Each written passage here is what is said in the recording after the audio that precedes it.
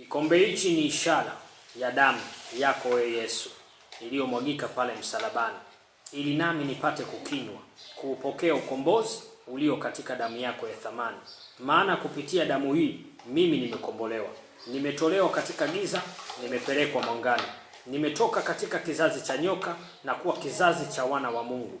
Umeniondolea vizuizi vyote, umeniondolea mageti yote, umenisafisha na kuniosha, ukaninunua kwa hii kikombe, na kwa kikombe hichi ambacho Bwana ulikipitia, ukapigwa msalabani, na kwa kupitia msalaba damu hii ikamwagika.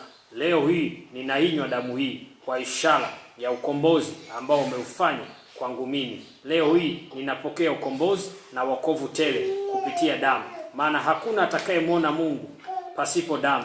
Kwa damu ya Yesu Mungu tumemuona. Kwa ukombozi wa damu Bwana ameonekana, nasi tunakinywa kikombe hichi kwa ishara ya damu ya thamani iliyomwagika, naye akatununua kila taifa, lugha na kabila, nasi tumeupokea ukombozi kupitia Kristo Yesu na damu yake ya thamani.